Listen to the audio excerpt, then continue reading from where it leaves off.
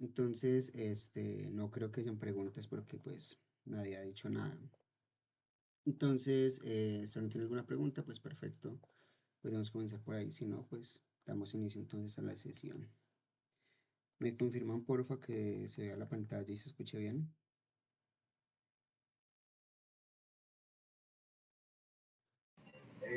Sí, se ve y se escucha bien. Sí. Perfecto. Bueno, entonces la sesión anterior hubo un cambio de planes en la sesión 10. El tema es que por confusión mía, yo no puse el tema de análisis de shotgun eh, explícito como una clase diferencial, sino que la puse como una clase dentro de otras, por lo cual un error mío, pero realmente este tema del shotgun es realmente una clase, básicamente una sesión independiente que merece como sus 2 horas, o bueno, casi sus 2 horas, porque son conceptualmente muy similares al del amplicón del Gen 16S, rRNA. Entonces, vamos entonces a ver todas como las miniedades que quedan por fuera de lo que anteriormente se les ha explicado respecto a este tipo de análisis.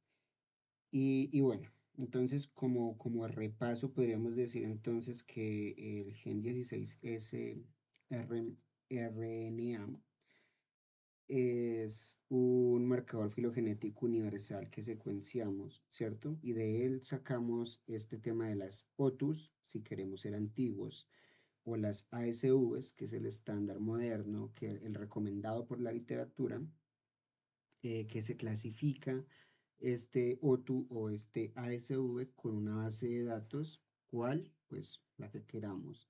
En este entorno Silva como que domina, es la dominante, y de allí pues podemos luego generar este tema de las tablas de diversidad alfa y beta. Entonces pues todo ese flujo que vimos está diseñado como para responder a una pregunta muy específica, ¿no? Como lo es la de quién está presente en términos de composición bacteriana. Es útil cuando nosotros estamos trabajando con preguntas clínicas. Ya entonces vimos que podemos diferenciar cantidades de muestras. Podemos entonces decir que podemos dar un significado estadístico a ciertas patologías e incluso a ciertas psicopatologías, relacionándolas con diversidades dentro de las muestras, como les he comentado a través del curso. Em, También hablamos del tema de que unas bacterias pueden tener dentro de ellas más copias de ARN ribosomal o amplicones del ARN ribosomal, y que una sola célula puede parecer que tiene más células solamente porque dentro de ella tiene más amplicones del ARN ribosomal 16S. Esto también es importante estadísticamente porque muchos estudios muestran que relaciones, relaciones de abundancias relativas. Y esto es importante tenerlo en cuenta porque las abundancias relativas es básicamente relativo a qué, a lo que nosotros sabemos que puede ser en ese entonces la muestra en X lugar y en otro lugar, ¿cierto? Entonces nosotros teniendo esto en cuenta podríamos hacernos en la cabeza algunas preguntas, como por ejemplo, ¿es mi tratamiento solamente está reduciendo las copias internas de ese ARN 16S de la célula, o realmente estoy eliminando células, o estoy viendo un cambio de células y no tengo como esa perspectiva tan amplia del genoma completo? Entonces, eso es un punto muy importante, porque nosotros podemos estar viendo solamente que nuestro tratamiento o nuestra forma de ver los análisis están reduciendo el ARN S16S ribosomal, más no el número de células, ¿cierto? Esas son unas preguntas totalmente válidas. Y por eso los estudios clínicos dicen, de hecho lo especifican, que están viendo una reducción relativa, pero que tienen soporte estadístico para decir que es una reducción relativa, pero no están diciendo que es una reducción de células, porque una reducción de células ya tendría uno que tener otro marco estadístico para demostrarlo, per se. Y bueno, entonces dando como ese resumen, ese resumen, entonces iríamos entonces ya a ver ese tema del análisis de shotgun. Y bueno, entonces esta es otra estrategia, esta como que es otra estrategia, entonces nosotros tendríamos unos reads de secuenciación, unos reads de secuenciación shotgun. Esto significa que son de genoma de completo y por eso Whole Genome Sequencing aquí. Otros nombres que le dan a esto es Whole Metagenome Sequencing. No hay una diferencia epistemológica entre ellos dos. Es lo mismo, solamente que algunas personas utilizan la M en vez de la G, totalmente válido. Y bueno, entonces nosotros queremos saber exactamente pues lo mismo que queríamos saber en el tema del amplicón, como quién está presente y en qué abundancia relativa, pero algo que nos da un extra del análisis shotgun eh, es que nos puede responder preguntas como tiene genes de, por ejemplo, metabolismos diferentes. Y bueno, hay varias formas de entender esto, ¿cierto? Lo que vamos a ver hoy se llama read-based, básicamente basado en la lectura, este, que nos da un alcance límite hasta las funciones metabólicas. Esto porque, eh, ¿cómo decirlo de forma así sencilla? Mm, Nosotros vamos a tener otras sesiones. Eh, Lo que vamos a ver en esta sesión es este análisis de shotgun, pero sin ensamblaje. Cuando es sin ensamblaje, tiene el nombre de read-based, ¿cierto? O basado en lectura. Y esto entonces nos estaría diciendo que no vamos a reconstruir genomas y tampoco vamos a pasar por el proceso computacionalmente intensivo que veremos, por ejemplo, en sesiones como si no estoy mal, es la 13 y la 14, creo, no recuerdo muy bien, pero básicamente es en ensamblaje. Y mm, el ensamblaje, en términos sencillos, es como, mm, no tiene analogía sencilla, pero hagan de cuenta que es como o pegar el texto de un libro a partir de pedazos, ¿cierto? Y eso, y aparte de páginas rotas. Entonces sería como pegar textos de un libro de páginas rotas. Entonces es como tener o hacer una búsqueda más bien de palabras como en esos textos, ¿cierto? No necesitamos entonces reconstruir todo el libro para saber qué términos como que aparecen y con qué frecuencia. Y bueno, esto tiene ventajas y como también tienen desventajas. Hasta aquí, digamos, como que intenté ser un poco breve con lo que vamos a ver porque puede ser confuso. Nosotros vamos a trabajar con shotgun, efectivamente, pero no vamos a trabajar con ensamblaje de esos genomas, sino que vamos a tener un enfoque diferente que va a ser el basado en lecturas y no ensamblando todo ese genoma, que eso también lo vamos a ver, pero va a ser una sesión diferente. Hasta aquí no sé si ha sido claro o si de pronto alguien tenga algún tipo de pregunta, que es totalmente válido porque es un poco diferente de lo que creo que tenían pensado que íbamos a ver. Así que pues bienvenida a toda pregunta antes de de la primer módulo. ¿Alguien tiene algún tipo de pregunta? Voy a ir directamente aquí. ¿Alguien tiene algún tipo de pregunta para iniciar?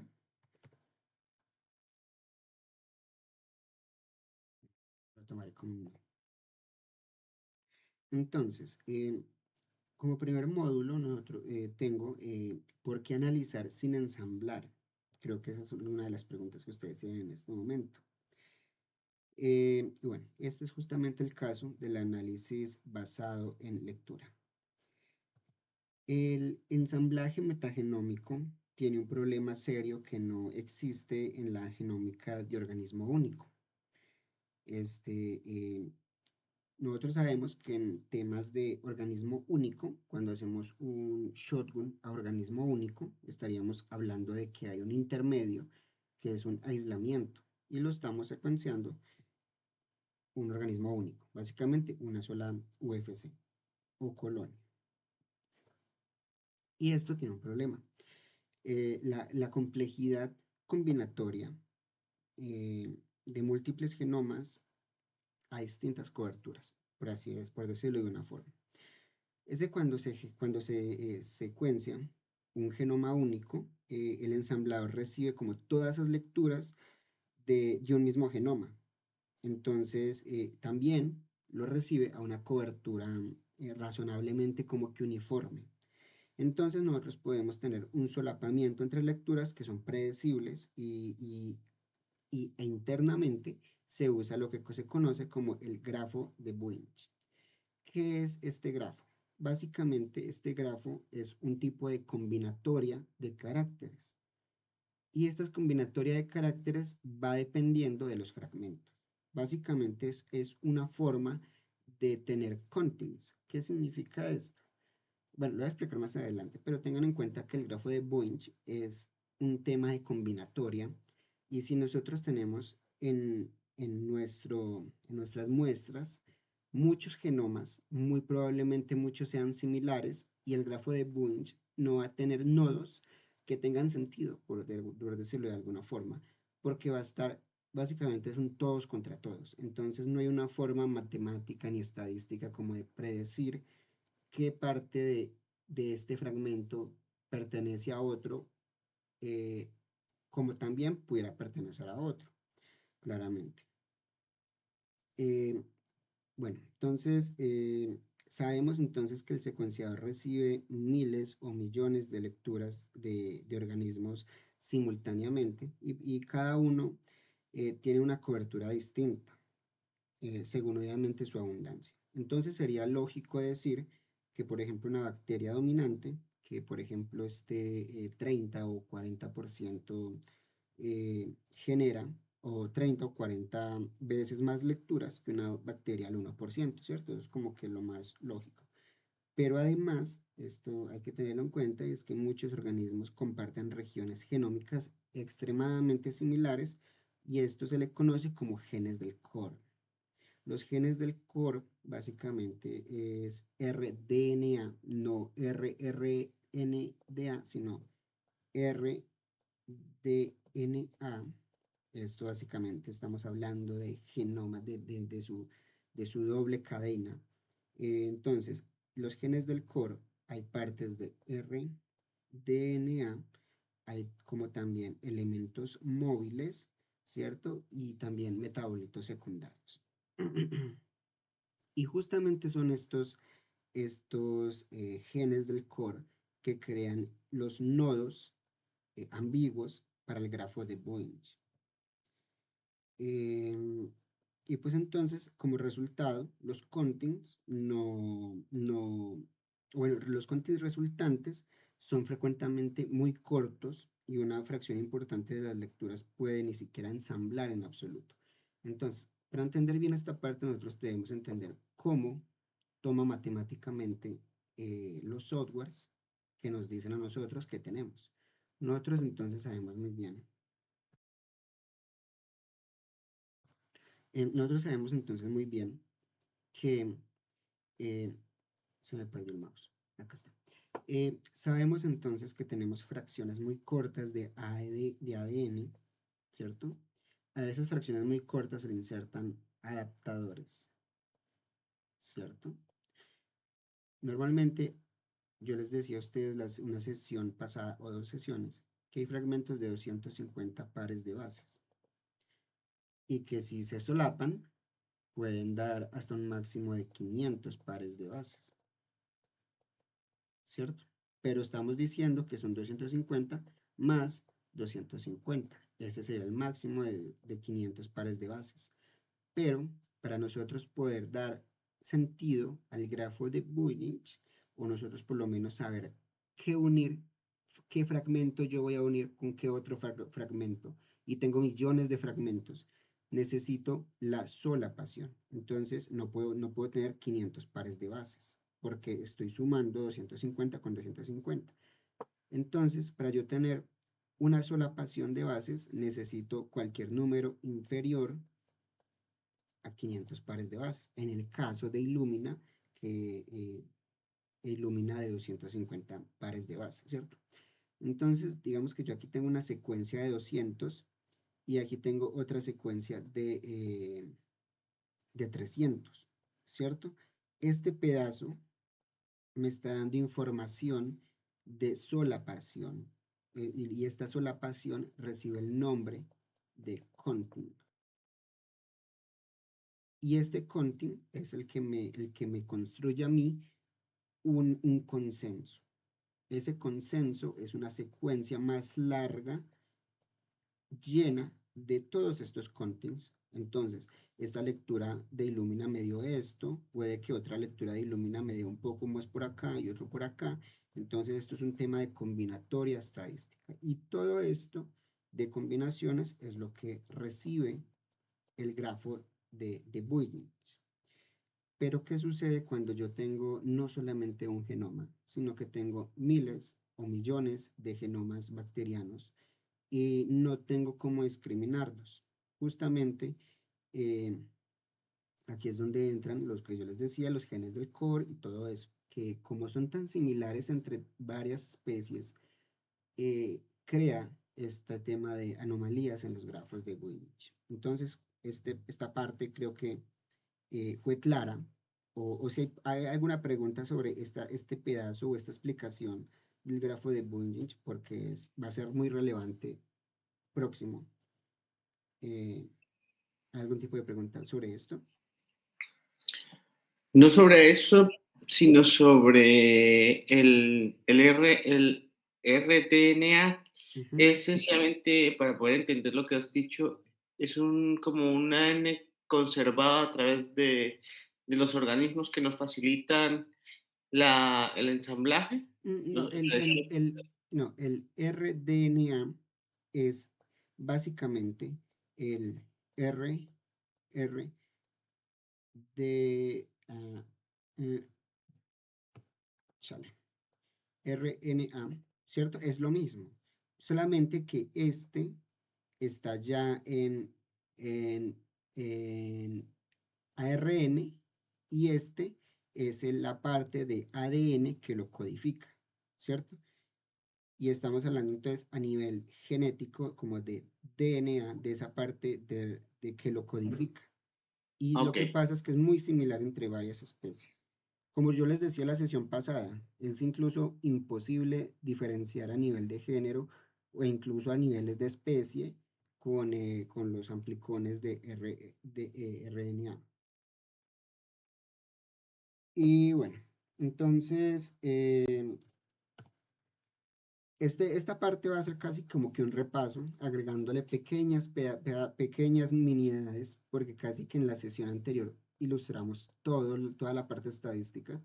Se aplica casi todo igual, solamente que vamos a ver unas pequeñas miniedades que lo diferencian, pero que realmente en su mayoría es casi exactamente lo mismo que la sesión anterior. Este, ¿Qué más podemos decir? Y bueno, entonces este tema de los nodos de Bullinger, de su ambigüedad, es justamente el argumento central para tener el análisis basado en lectura, porque si lo que queremos saber es qué organismos están presentes y en qué proporción, entonces no necesitamos como reconstruir todos sus genomas, que si recordaron muy bien yo les decía que se les dice MAGs. Básicamente es cuando se va a reconstruir un genoma. Entonces, en vez de hacer esto, nosotros podemos como clasificar directamente cada lectura comparándola con una base de datos como de referencia. Y esto tenemos entonces ventajas que son que básicamente es que es más rápido, consume menos memoria y sin los artefactos del ensamblaje. Y además también tenemos resultados cuantitativos directamente interpretables. Por cierto, este tema de artefactos, me preguntó alguien por privado y caí en cuenta que nunca les había dicho que era un artefacto. Un artefacto en la literatura, cuando alguna persona dice artefacto, se está refiriendo a una afirmación que estadística, muestralmente y evidencialmente es cierta, pero en la realidad es falsa. ¿Y por qué yo tengo artefactos en mi análisis? Por malos procedimientos, por sesgo acumulativo. Nosotros ya vimos las formas de acumulación de sesgo. Entonces, todo eso son fuentes de artefactos. Entonces, un artefacto es básicamente algo que la estadística me dice que es cierto, el análisis me dice que es cierto, pero no más es un artefacto de mi mala praxis o de sesgos acumulativos. Este, entonces, el análisis basado en lectura aborda dos preguntas fundamentales mediante herramientas un poco distintas, ¿cierto? Tenemos entonces el quién está ahí, el mismo que nosotros teníamos con el análisis de Amplicon, solamente que tendríamos herramientas un poco diferentes. Por ejemplo, tenemos el perfilado taxonómico, tenemos Kraken 2. Este Bracken, esto es un clasificador bayesiano, no es un perfilador. Es como un clasificador, más no un perfilador, tiene diferencias. El MetaPlan 4 y el Motus 2. Eh, Además, también tenemos otra pregunta que es ¿qué puede hacer metabólicamente? Y tenemos softwares que lo responden, como el Human N3 y el Diamond Plus más Megan. Bueno, el Megan lo vamos a ver en la sesión 14, pero solamente como para introducir. Y bueno, hoy vamos a cubrir de hecho ambas columnas. La sesión 12, si mal no recuerdo, cubre entonces la metagenómica funcional.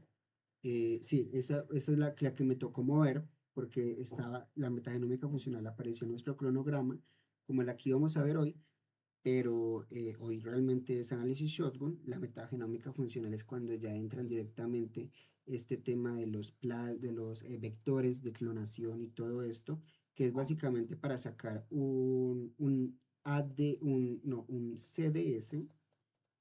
Eso lo pongo entre paréntesis, CDS de un organismo desconocido e implantarlo en un organismo para que lo exprese. Esto normalmente lo hace, ahí viene quién, pues sí, nuestra amiguita la E. coli. Tiene sus particularidades, obviamente, y es interesante, pero no es nuestra sesión de hoy, va a ser la sesión siguiente, así que pues bueno. Este, la sesión 13 y 14 van a ser de ensamblaje y binning y anotación. Entonces, pues, hoy vamos a abordar solamente este pequeño pedazo. Em, Aparte de esto, ¿qué más les iba a decir? Este análisis, el read-based, ¿cierto? Es como el puente, es el puente entre el quality control de la sesión anterior que nosotros vimos de lecturas, que si no estoy mal fue la sesión 8 o la sesión 9, y el mundo como del ensamblaje, ¿cierto? Del ensamblaje. Entonces, entre ellos dos está nuestro read based, que es básicamente lo que nosotros hacemos para decidir si vale la pena ensamblar o no lo que nosotros tenemos. Paso previo a esto, pues lo mismo que nosotros vimos en el quality control, la eliminación de lecturas del hospedero. Y es que ustedes ya saben, como bien lo hemos hablado varias veces, que cuando trabajamos con muestras de origen humano, por ejemplo, heces o biopsias o mucosas, o de cualquier organismo huésped, ¿cierto? No necesita ser humano, la muestra contiene tanto ADN microbiano como el ADN hospedero. E incluso el ADN hospedero puede incrementar el número de lecturas de ese mismo hospedero antes de las lecturas que nosotros realmente queremos. Y pues entonces, si no eliminamos esas lecturas antes del análisis, pues se producen tres consecuencias diferentes, que bien las hemos abordado en otras sesiones. Puede que en ese tipo de lecturas, cuando no se le hace la depletación, que lecturas humanas pueden asignarse a microorganismos por similitud parcial de secuencia, y es que los los genes del core no son exclusivos de microorganismos. Nosotros compartimos gran parte de nuestro genoma con microorganismos, podemos decir que hay mucho de ellos en nosotros, entonces eso puede sesgar nuestros resultados porque no se depletó correctamente e incluso hay un ex y un post. El ex es en el laboratorio. Hablamos incluso de kits que lo hacen y sus mecanismos, que son mecanismos de metilación, y el post, que por ejemplo hablamos de DECOM, como también de Bauti, si no estoy mal fue Bauti 2 que yo les mencioné, que básicamente consiste en descargar el genoma completo del humano, introducir la base de datos y enfrentarlo al ADN que tenemos. Ese como primer consecuencia, una clasificación errónea, porque las lecturas humanas pues se asignarán a microorganismos por similitudes parciales.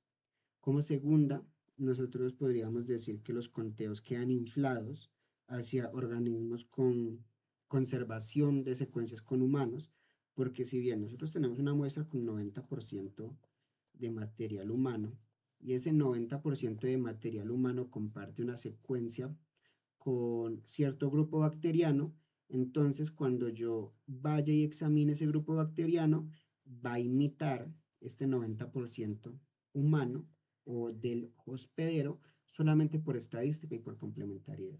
Entonces, ese es un eh, una segunda consecuencia de no depletar.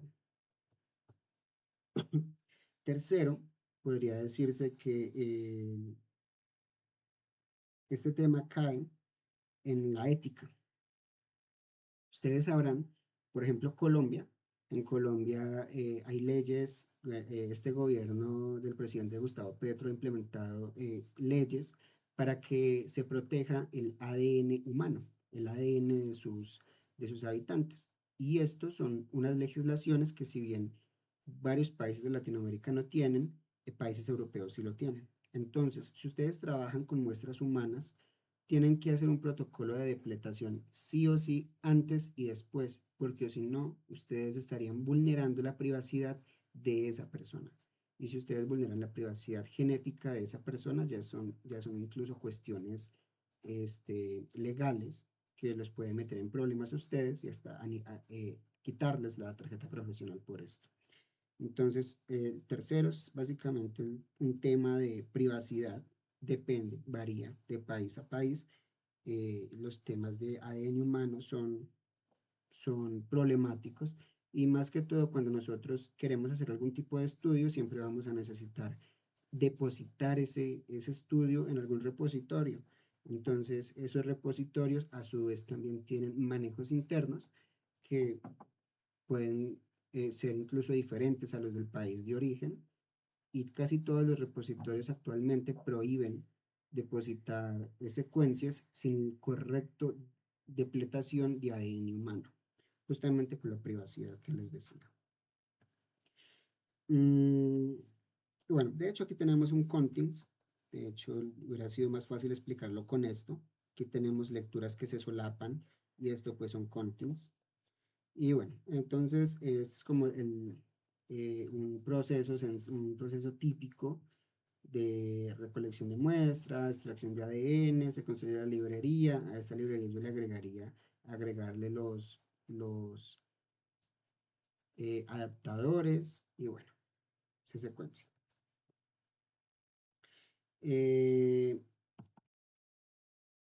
Hostil, no he hablado de Hostil, perdonen.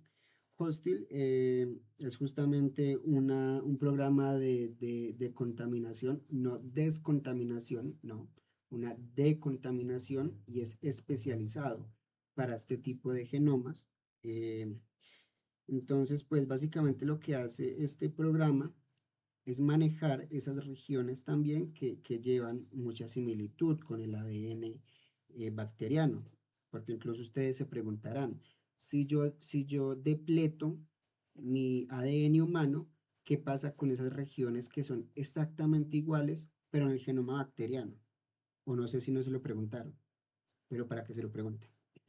Entonces, hay regiones del ADN humano que tienen exactamente la región de la bacteria, como bien les dije, y entonces hay que tener estrategias diferentes, porque a mí ya no me sirve, por ejemplo, lo que yo hacía anteriormente de poner el ADN humano, ya no me sirve, porque estaba hablando de amplecones, ahora estoy hablando de una metagenómica completa.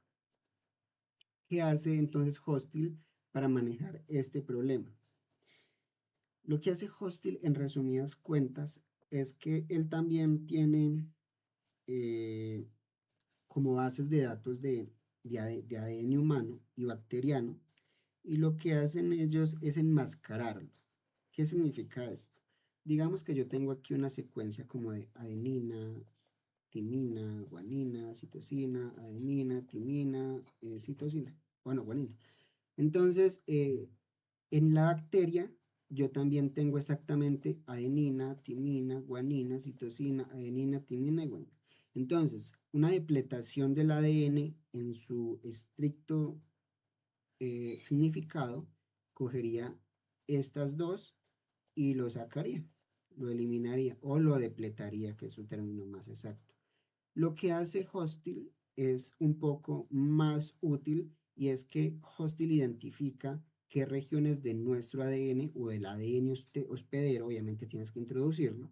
Si estás analizando genoma de un cerdo, pues le introduces el genoma completo al, al software, como les mencioné hace dos sesiones, que lo descargas del NCBI y lo metes ahí. Y lo que hace básicamente el software es justamente eso, mapear.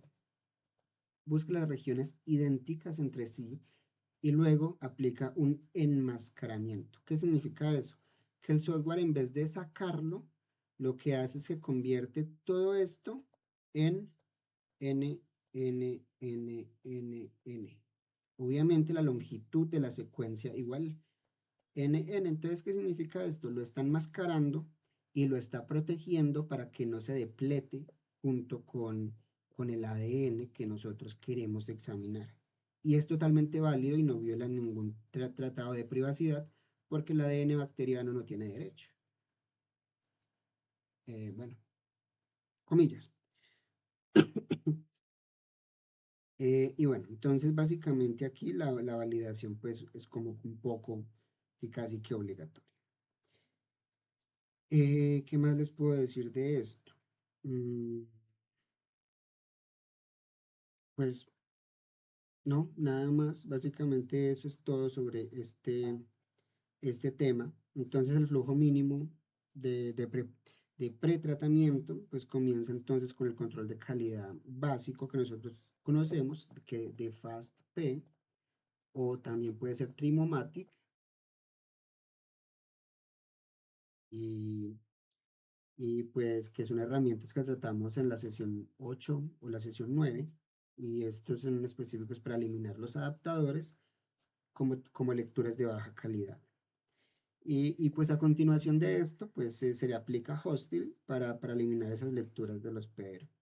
Y con estas dos etapas completas, las lecturas limpias quedan listas como para el perfilado taxonómico y funcional.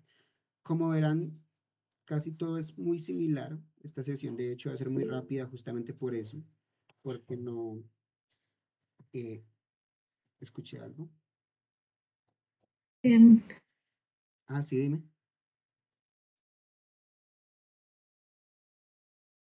Betsy, ¿tú vas a hablar?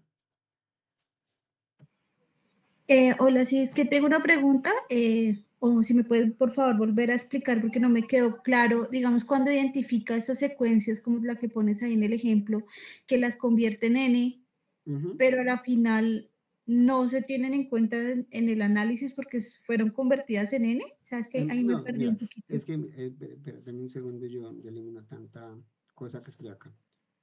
Mm,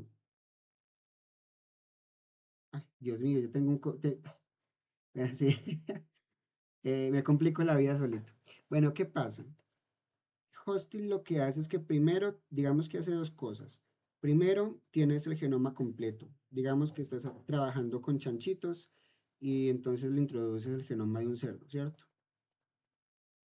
El genoma de un cerdo y luego le pones tu genoma, el genoma que estás, de donde sacaste, que normalmente puedes decir que hay mucha cantidad de ADN del hospedero.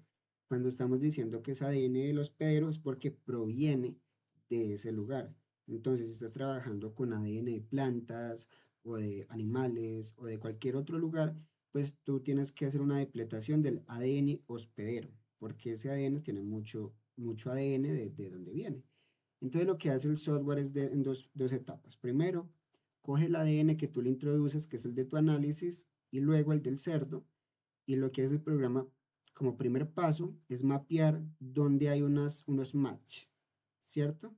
Entonces, esos match tienen que ser exactamente iguales y normalmente se hace por kimers.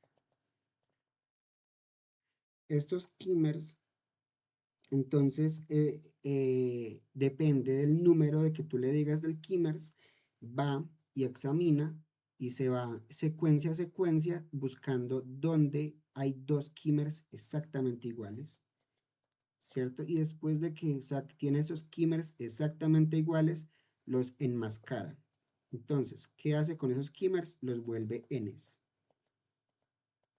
Y luego ya depleta todo lo demás que no coincidió por ser ya ADN del cerdo o ADN de tu muestra. Y después ya los vuelve a convertir en ADN. Los vuelve a convertir en ADN después de esa depletación de ADN del hospedero. ¿Cierto? Entonces no es que los saque del análisis, sino que para protegerlos de la eliminación, lo que hacen es que los enmascara.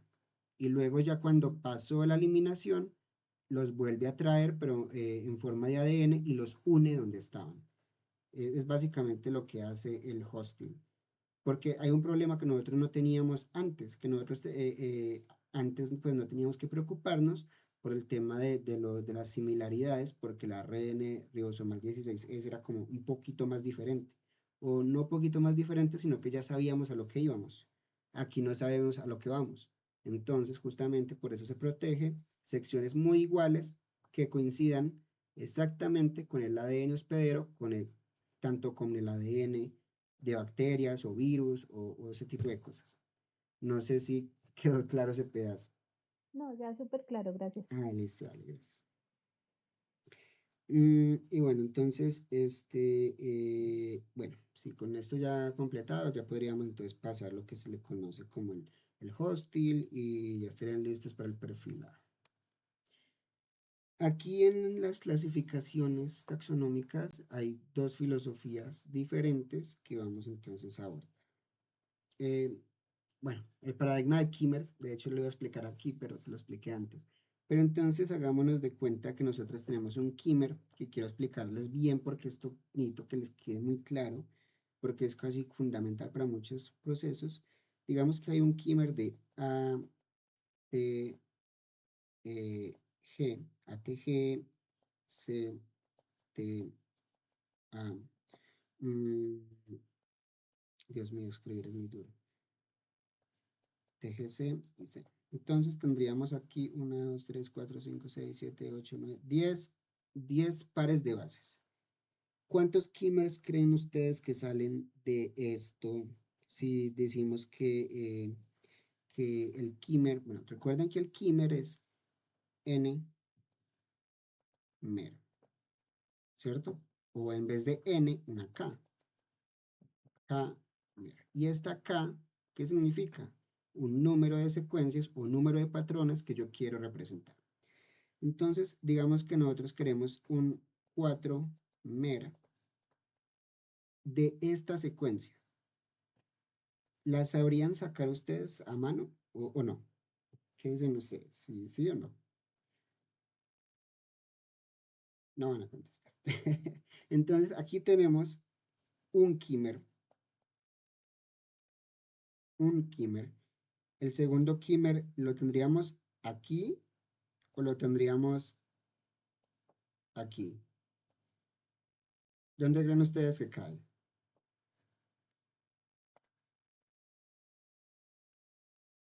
La parte final, o sea, el segundo que dibujó. Bueno, en este, No, o sea, empezarías de ATGC. mm, mm. Por eso les quería explicar justamente que era un kímer. Es justamente esto. El kímer se evalúa por n, o bueno, o Kmer más una posición y así es. Entonces, aquí tenemos un kímer y aquí tendríamos otro kímer de 4, luego tendríamos aquí otro kímer y luego aquí otro kímer y como ven, se van moviendo uno en uno a la derecha.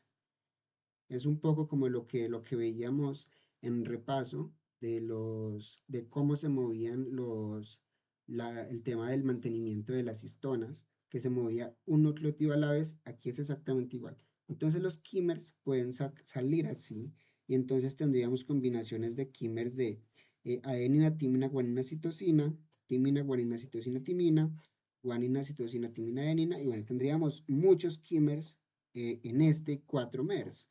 Entonces, y estamos hablando de una secuencia de 10.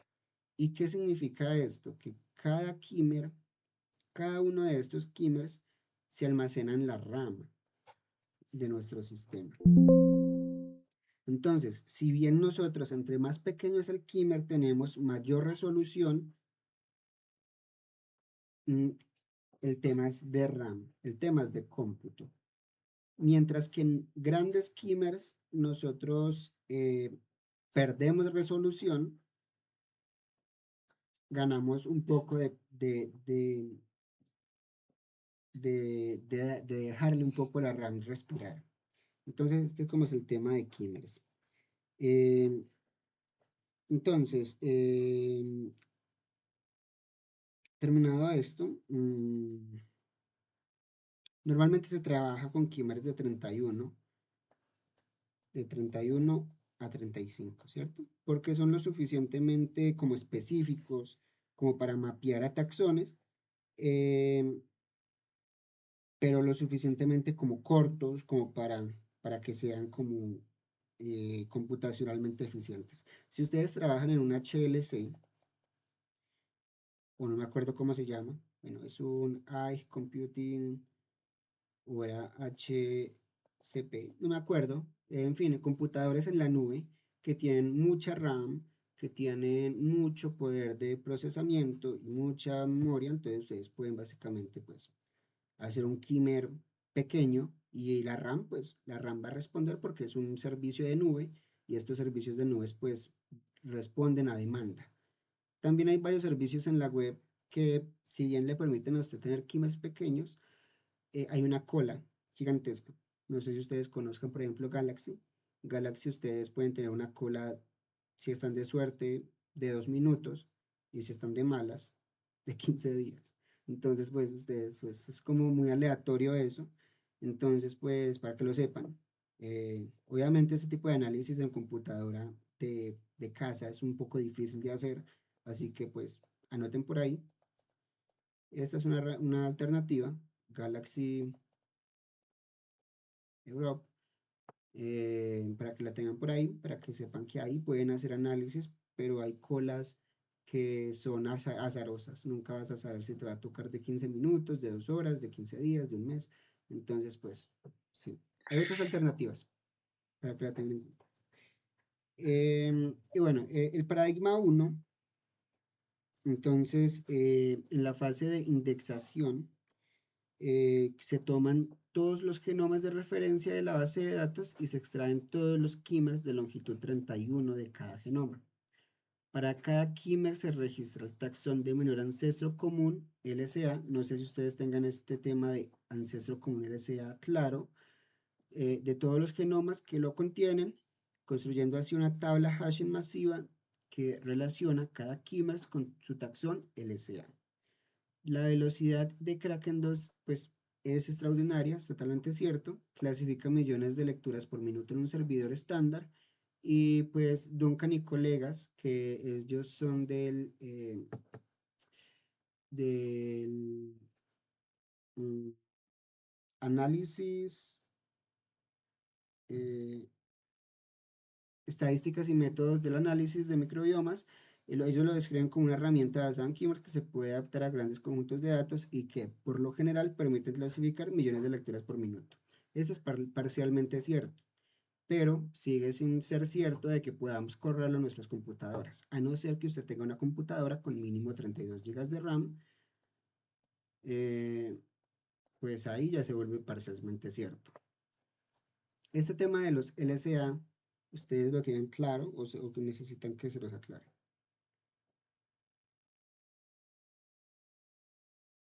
Eh, Yo no lo tengo claro. bueno, perfecto. Entonces, un segundo. Eh, digamos, por ejemplo, tomemos un ejemplo de este, la Enterobacter aceae.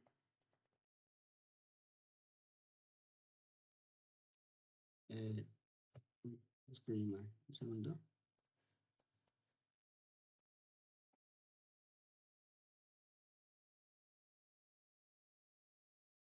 No me acuerdo si escribí así. Ellos tienen varios conjuntos de géneros y especies, ¿cierto? Es un dominio, es un grupo, un nivel taxonómico más arriba.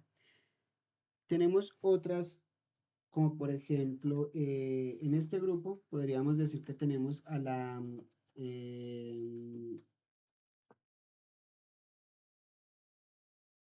¿cómo es que se llama? Dios mío, se me fue la paloma. A la E. coli, tenemos en este grupo a la, ¿dónde tengo mi mouse? Se me perdió, acá. E. coli, y tenemos otras bacterias. Entonces, lo que hace el programa es que registra dónde hay ese taxón, ¿cierto? Como ese taxón mínimo donde convergen varios taxones. Por ejemplo, en el E. coli comparte genes del core con otros enterobacters y si muchos, entonces hay un químero que puede que esté común en ambos y como es común en ambos, pues lo clasifica en el orden taxonómico mayor. Recordemos que hay 7 niveles taxonómicos. Entonces, lo que hace esto, los químeros, es que lo clasifica en el de mayor. Y esto pues es más rápido que clasificar a nivel de especie o de género. Y es una forma como muy rápida como de hacerlo. Muchachos, me dan un segundo, yo voy por agua, que no tengo nada acá. Ya vuelvo. Y por cierto, pues esta explicación te quedó claro, no sé si te esclareció eso.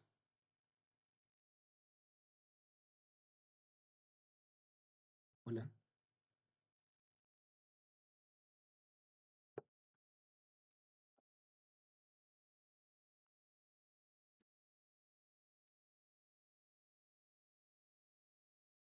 Bueno, no sé si estás ahí, hola, ¿me escuchas?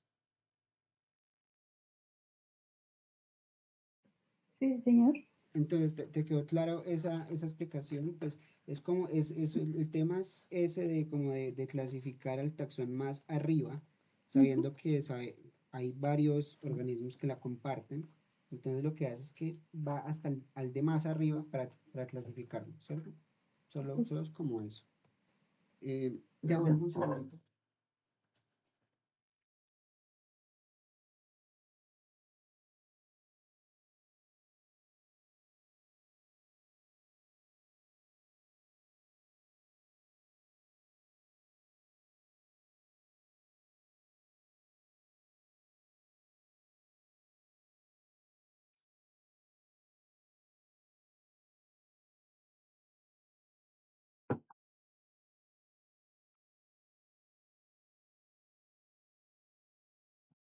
Eh, bueno, entonces, de este tema, no hay preguntas al respecto, o sí, de este tema, para todos. Por mi parte, no. Ok, perfecto. Estoy buscando aquí algo, no sé dónde lo dejé. El cuaderno de notas de esta sesión lo tengo perdido. No lo tengo por acá. Entonces tengo un poco de memoria, pero bueno, entonces este paradigma de los skimmers exactos, que es la apuesta justamente de softwares como Kraken 2, tiene algunas limitaciones, ¿cierto? Porque nosotros sabemos que las bases de referencia que nosotros usamos, como por ejemplo el RefSec, muchos lo conocerán. Estos bases de datos están sesgados hacia organismos clínicamente relevantes, ¿no? Y pues al ser clínicamente relevantes, están muy bien descritos. Y, y justamente ese es el problema, que nosotros muchas veces estamos manejando organismos raros, no cultivados o de entornos ambientales muy extremos y que básicamente representan la mayor parte de la diversidad microbiana real, esa, esa que tiene escasa o nula representación. Y pues entonces esto genera una fracción de lectura sin clasificar que puede ser muy sustancial. Entonces podemos tener lecturas sin clasificar altísimas utilizando este método de Kraken 2. Como paradigma 2 tenemos los genes marcadores de copia única como Metablan 4. Este de Metablan realmente no sé cómo pronunciarlo, así que desconozco totalmente cómo pronunciarlo, pero pues digamos que Metablan 4. Eh, este, este paradigma de análisis filogenético metagenómico es una estrategia pues un poco diferente, o bueno, diferente no, de totalmente diferente de este tema de los kimers, realmente no tienen nada que ver el uno con el otro, y es que en lugar de clasificar los kimers contra todos los genomas de referencia, este paradigma lo que hace es que identifica lecturas que contienen genes marcadores únicos de clon específico. Em, entonces, a ver, la base conceptual de esto consiste como en identificar para cada taxón bacteriano genes que cumplen entonces como las tres condiciones que tenemos aquí y deben estar simultáneamente además. Deben estar presentes en todos o casi todos los genomas de ese taxón. Deben existir en copia única dentro del genoma. Como tercero, no están presentes. Espera que creo que se me estoy olvidando algo.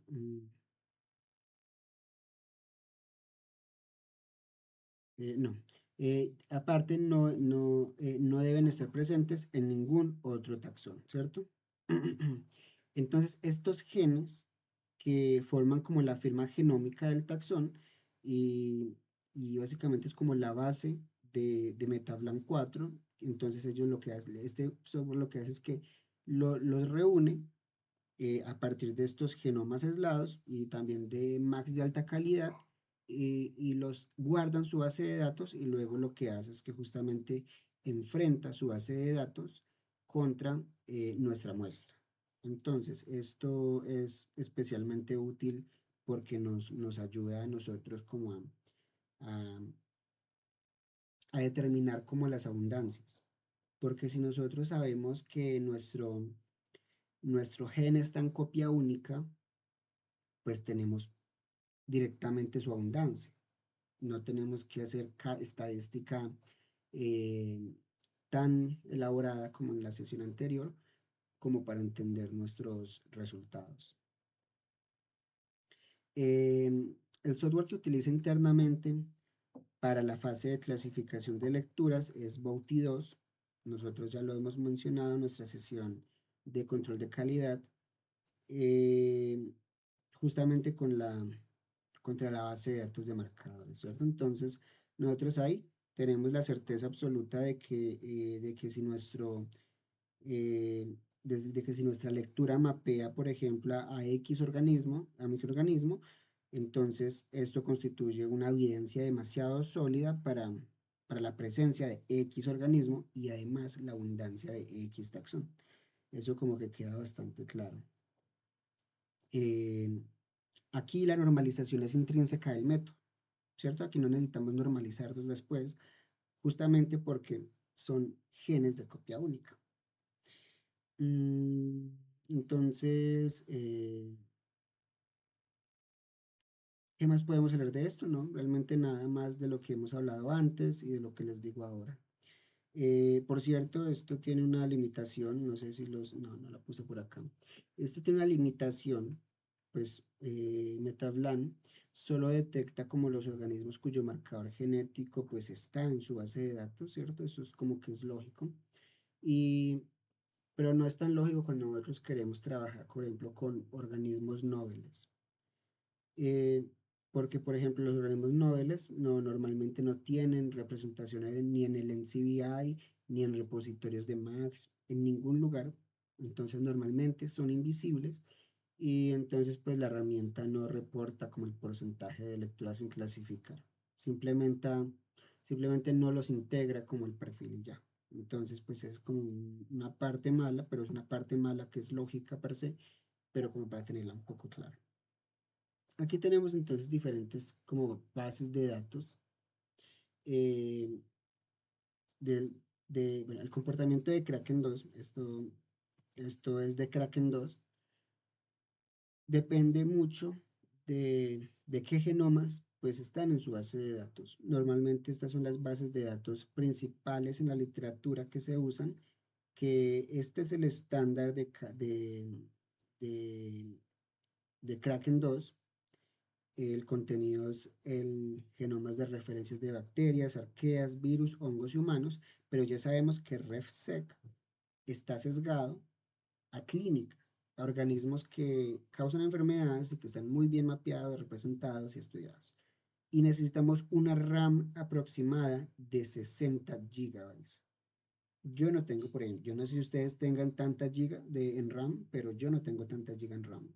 Es muy normal que el promedio puede ser que esté en 16, 8 diría yo en Latinoamérica, pero 60 gigas de RAM, esto ya lo necesitamos en un servidor.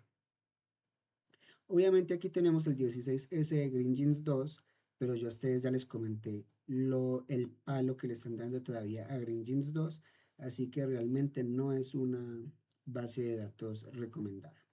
Les recomendaría yo utilizar una base de datos, el GDBP. Ah, no, esperen, al revés, al revés. El, el GPDB. Hay una base específica que ya está, ya está incluida. Solamente es buscarla y descargarla, que es el GPDB, que es una base de datos para genoma completa y normalmente necesita 16 gigas de RAM. En promedio, si le pone 32, se lo va a agradecer. Este, ¿Qué más decir de esto? Pues que el estándar de esta base de datos incluye el genoma humano, entonces permite filtrar las lecturas humanas durante la clasificación si no se hizo ya la decontaminación previa con host. Como verán, casi que el entorno está hecho para evitar los sesgos, no tanto como el Amplicon, porque el Amplicon, si bien es más de lo que usted puede hacerle, necesita más rigor estadístico. Aquí es al contrario, no necesita tanto rigor estadístico ni como ni tanta minuciosidad en cada paso. ¿Qué más se puede decir de esto? No, pues básicamente lo mismo. La GPDB aplica en custom, esto para que lo tengan en cuenta. La salida de Kraken 2, entonces, cuando Kraken 2 procesa las lecturas en modo pareado, nosotros sabemos que está el SE, el single end y el SP. No, perdón, el PE. SE y PE. Entonces, Kraken 2 puede procesar las lecturas en modo pareado, pero lo que hace Kraken 2 realmente es que no toma, nosotros en Amplicon sabemos que nosotros el pair end lo tomamos como verificador. Eso yo les los decía, como verificador de confianza, pues si aquí da una cosa y aquí da otra cosa, pues yo creo que es X cosa. Pero Kraken 2 lo que hace con el pair end no es esto. Lo que hace Kraken 2 con el pair end es que lo concatena. Entonces solamente clasifica lectura 5' aquí y las une todas. Y luego 3' las une todas para allá. Él nunca pasa por el proceso de concatenación y verificación que nosotros veíamos en el amplicón. Pues eso se los digo como por curiosidad, ¿no? Y bueno, entonces el tema es que Kraken 2 genera este archivo que se conoce como el Key Report.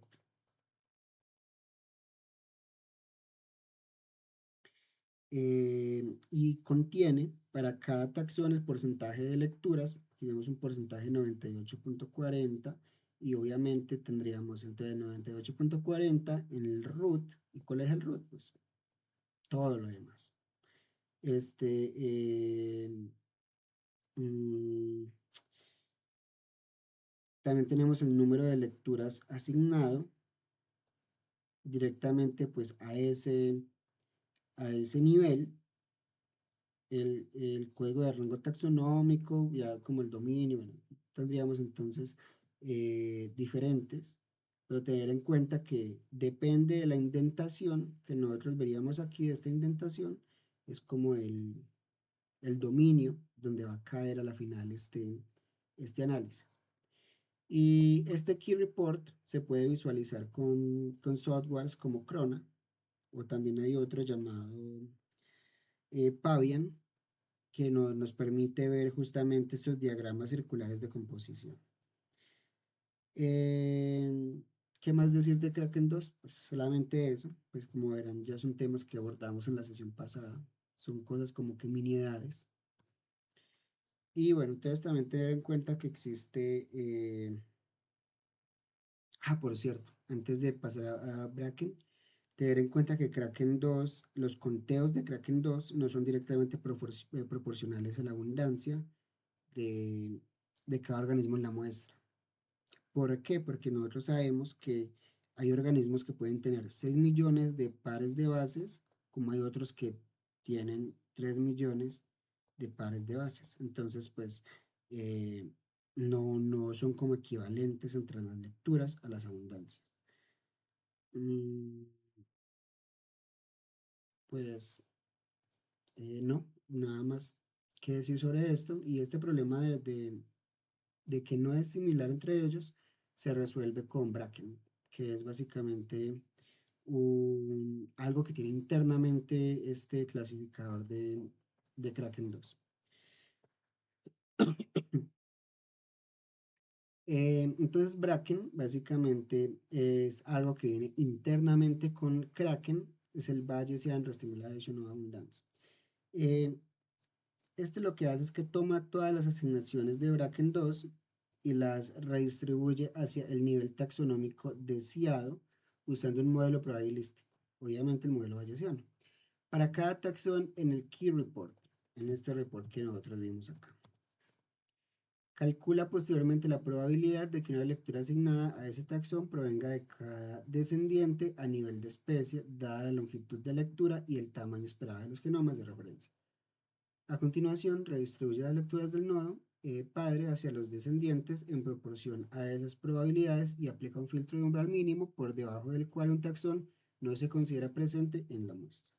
Entonces, ¿qué significa esto? Básicamente, Bracken toma como la entrada del Key Report de Kraken 2 y produce una tasa de abundancias y esta tasa de abundancias redistributiva hacia el nivel taxonómico deseado. Por eso dice nivel taxonómico deseado.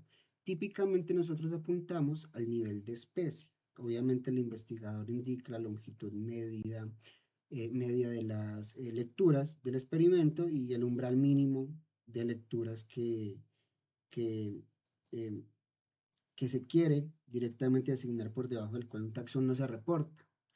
Entonces, la tabla resultante tiene básicamente el mismo formato de este Key Report original, pero con las abundancias ya corregidas. Y es muy similar a lo que da Kime2 en el Feature Table. Es muy similar, básicamente es el equivalente a lo que reporta Kime2. Entonces, si ustedes empezaron ya a explorar Kime2, es básicamente lo mismo. Entonces, no es como la mayor cosa.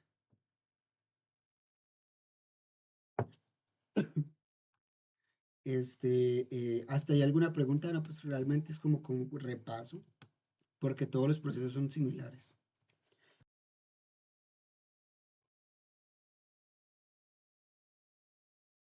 Bueno, entonces pasemos como a la próxima parte, como verán, todo está siendo muy breve, a los marcadores, mapeo y perfilado. Tenemos entonces una base de datos llamado Chocoblan, que ese es el nombre, básicamente el análisis filogenético integrado del genoma humano. Y esta base de datos incorpora ya, antes no lo hacía, ahora sí, con la versión 4, incorpora los MACs de estos MACs que se ven acá, que son MACs de alta calidad. También incluye decenas de miles de genomas aislados y tiene una cobertura pues demasiado amplia. De esto pues, ¿qué más decirles? Es una base de datos muy sencilla y la mayoría viene del Uniref 90, pero como les decía, ya incluye MACs y genomas curados. Una peculiaridad de esto es que Metaflan hace casi lo mismo que Kraken 2. Ellos no interpretan el pair end justamente como lo haríamos en Amplicon, sino que nuevamente lo coge y lo concatena. No lo toma no toma la hebra que viene como formulario de calidad, sino que toma y lo concatena. Eh, entonces, pues, no sé si esto es una debilidad o sea, realmente estadísticamente no sé cómo interpretar eso. Kraken 2 versus Metablan. Pues ambas herramientas hacen perfilado taxonómico a partir de Shotgun, ¿cierto? Pero pues sabemos que hay filosofías pues opuestas, no son equivalentes. Y pues el mejor enfoque para estudios de alta calidad, pues como siempre les digo, correrlas en paralelo y evaluar dónde hay una concordancia. Entonces, pues aquí normalmente tendríamos como estas diferencias. Normalmente el estándar se está moviendo un poquito a Metablan 4. Si ustedes buscan, por ejemplo, en el NCBI, tasas de citas, casi que el Metablan se está volviendo un gold estándar. Y se está volviendo un gold estándar justamente por esto, por la RAM requerida. Aunque bien la velocidad es más moderada, eh, vale la pena, porque si ustedes ven los falsos positivos, aquí son más frecuentes, aquí son menos, porque tenemos genes únicos de clon y, y la sensibilidad para organismos raros, aquí tenemos una desventaja con Metablan, que en Kraken 2 es alto, obviamente desde que el genoma esté en base de datos, ¿cierto? Y aquí es baja porque justamente por cómo funciona, porque son genes de único clon, entonces pues necesita marcadores en Chocolat. Si no existen aquí en Chocolat, entonces pues no los ve, básicamente.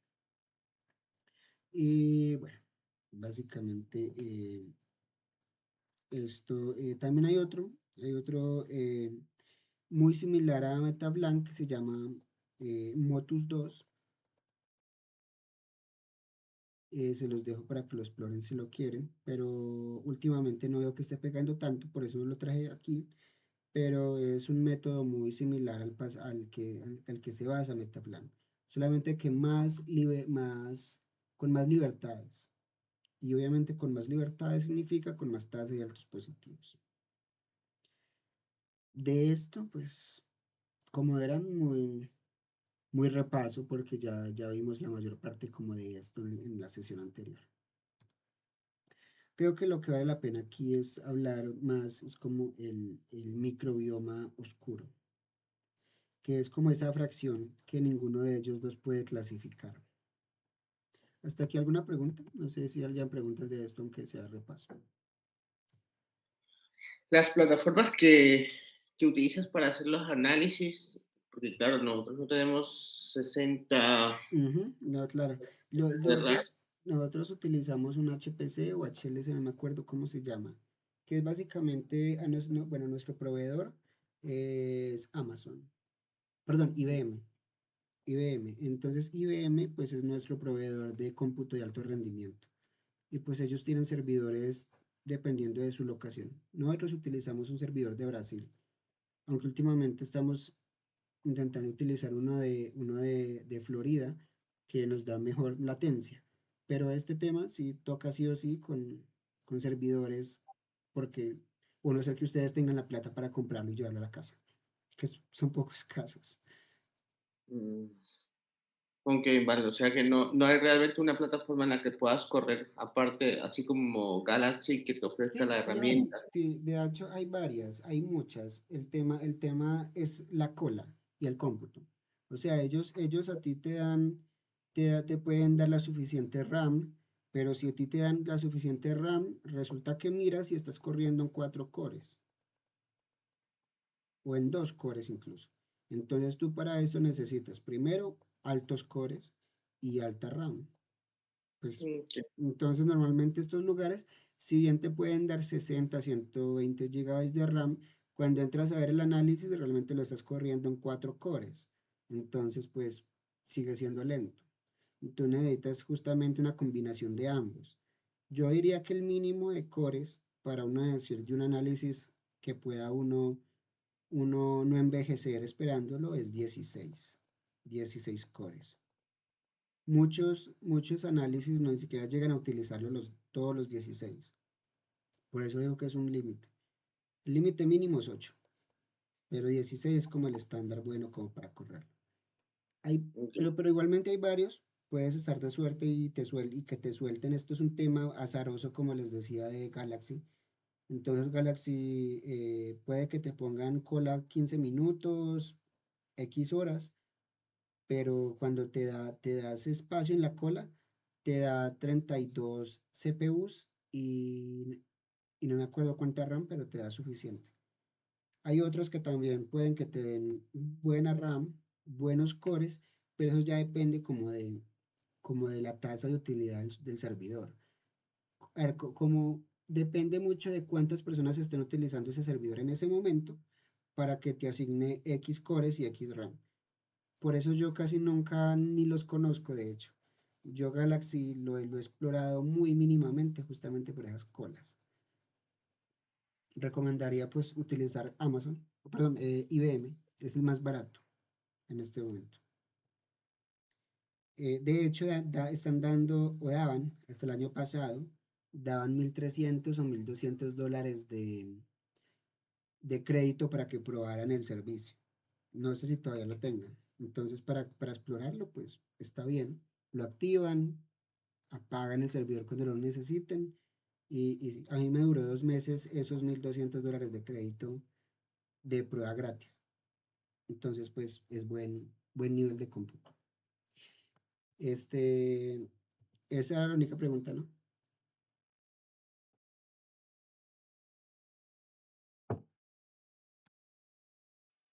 Bueno, Sí, esa era la única pregunta. aquí hay otra. Entonces, vamos a ver entonces del tema del microbioma oscuro. Y es justamente esos reads que entonces que no clasifican ninguno de ellos dos. Entonces, partamos de por qué hay reads que no clasifican.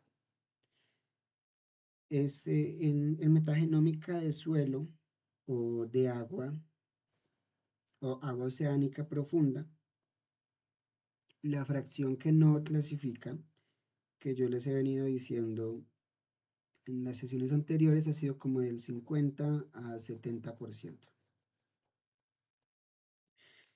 El microbioma intestinal humano, que ustedes sabrán que es el microbioma más estudiado o uno de los más estudiados, es menor, pero igualmente está entre 5 a 30%. Ustedes se preguntarán por qué tanto, por qué umbral tan largo, no, este umbral no, estos rangos, este rango tan alto de 5 que salta a 30, porque depende de la literatura que ustedes citan. O sea, yo normalmente me baso en libros que están muy bien posicionados para este curso, como para todos los cursos o para los servicios que ofrece la empresa, y, y ambos son muy respetados y muy citados y digamos que son un estándar, pero ambos difieren demasiado cuando hablan de esto. Es como lo que yo les decía de pregúntele a un biólogo evolutivo qué es una especie. Bueno, pregúntele a una persona de ellas, de que escriben estos números, dónde fijan el umbral. Algunos dicen 5%, otros dicen 30% y es un salto gigantesco y ambos tienen la razón, porque todos los estudios que se hacen de microbioma intestinal muestran justamente estos resultados. Sea un sesgo interno que no esté resuelto, pues nadie lo sabe. Pero el tema es que estadísticamente, matemáticamente, tenemos un 5 a un 30% de la microbiota intestinal humana que no está clasificada y que aparte es uno de los microbiomas más estudiados que hay. Y bueno, las causas de esto pues son múltiples, la hemos hablado también anteriormente. Em, la más explicada podría ser como por ejemplo que la inmensa mayoría de linajes bacterianos y arqueales no tienen aún un genoma secuenciado y que en ref sequencing pues hay, hay candidatos que solamente como que conocemos por su secuencia 16S, entonces pues como que están prácticamente ausentes de las bases de datos de clasificación shotgun. Y la diversidad pues intraespecífica de estos entornos pues también como que contribuye, ¿cierto? Porque hay cepas con genomas muy distintos a la cepa de referencia, este, entonces que no clasificarían entonces a la cepa que intentan como representar, ¿cierto? No sé si estoy siendo claro o me estoy enredando.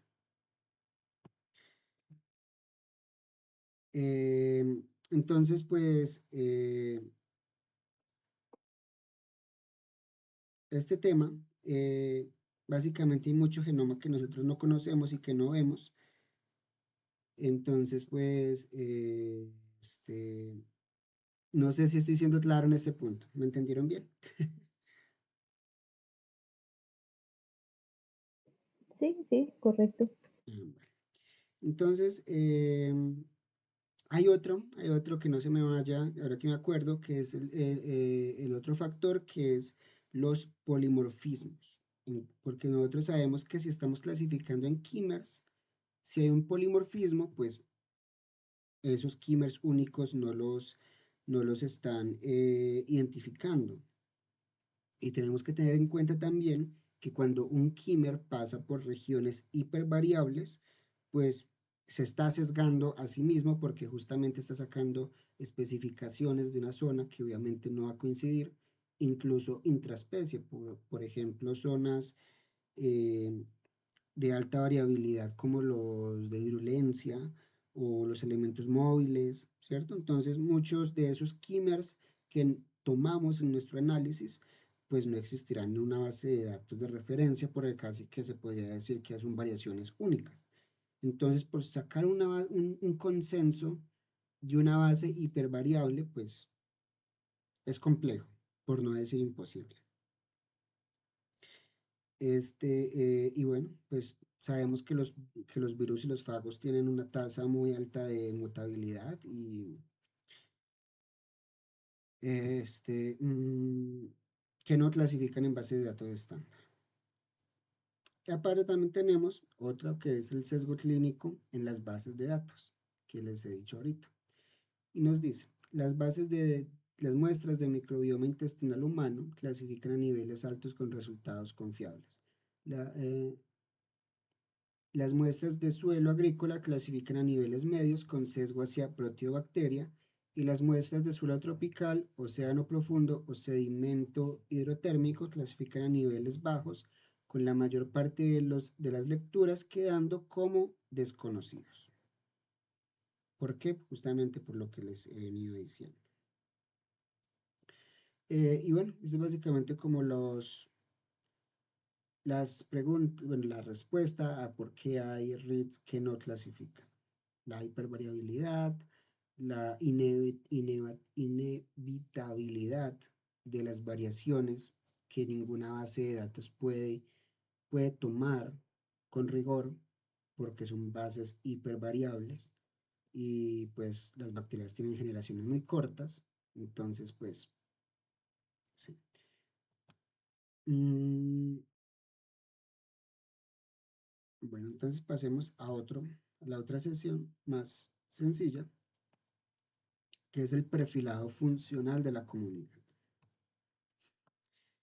Eh, Aquí, esto, pues, hay un problema como de la función, ¿cierto? Esto se le conoce como el problema de la función.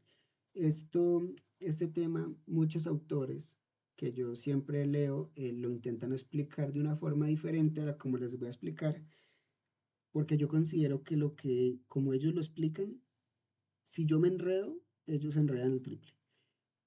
Y realmente la forma en la que yo se los quiero explicar es una forma más sencilla de entenderlo y, y pues no me complico tanto como estos autores. Aunque igualmente ustedes pueden recurrir a ellos para profundizar, obviamente es lo deseable. Porque a ver, nosotros eh, saber quién está presente aquí en nuestro análisis, esto pues es valioso, ¿cierto? Pero entonces la composición taxonómica pues no me predice a mí necesariamente como la función metabólica. Em, Esto porque dos comunidades con composiciones filogenéticas diferentes pueden tener o pueden ser funcionalmente equivalentes. A esto muchas veces se le conoce como la redundancia funcional, ¿cierto? Entonces tendríamos dos comunidades con composiciones totalmente diferentes, pero que son funcionalmente equivalentes, muy iguales. Como también podemos tener comunidades, o digamos dos comunidades, con composiciones muy similares que pueden tener perfiles funcionales muy distintos si los genes funcionales clave pues difieren como de la cepa. Esto es claro, ¿cierto? Esto es claro, digamos, como unidades como muy, como con composiciones filogenéticas, ¿cierto? Diferentes, iguales. Para ustedes es claro ese punto. Si no escucho protestas, bueno. Entonces, aquí la pregunta funcional de esto, con base en lo que les expliqué, es como qué rutas metabólicas yo puedo decir que están metabólicamente activas o al menos codificadas en X comunidad. En X comunidad. Eh, Nosotros también podríamos preguntarnos a partir de ese genoma, eh, como por ejemplo, ¿qué otros metabolitos puede producir como X comunidad? Como también si codifica a resistencia a antibióticos. Y ese tema de la resistencia a antibióticos hay que tenerlo muy en cuenta porque una bacteria puede tener un gen de resistencia a X antibiótico y a su vez ser susceptible a ese antibiótico. No sé si yo ya les había explicado eso antes o, o es nuevo para ustedes. Si no, sigo.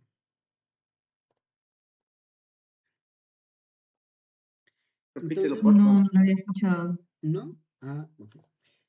Ustedes sabrán que internamente ay, se me perdió aquí. En el ADN bacteriano, voy a explicarlo muy sencillamente porque es un poco complejo. Entonces, hay partes de ese genoma bacteriano que son, ¿cómo explicarlo sencillamente? Que son promotores y que aparte hay injertos, que esos injertos se les conoce como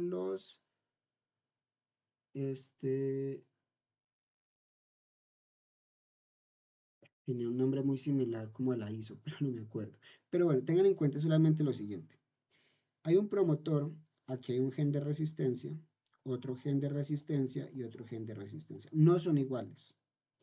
Y una bacteria puedes tener codificando este gen de resistencia, pero si este gen de resistencia está muy lejos de su promotor, lo más probable es que no alcance a expresarlo, porque una bacteria es resistente con base a la cercanía de su promotor. Entonces, básicamente esto es lo que se estudia un poquito más en el resistoma. Igualmente nosotros vamos a tener una sesión completa de esto. Entonces, pero pues solamente como para introducirlos. Depende mucho la capacidad de una bacteria de resistir a X antibiótico dependiendo de dónde está su factor de transcripción. En resumidas cuentas es eso.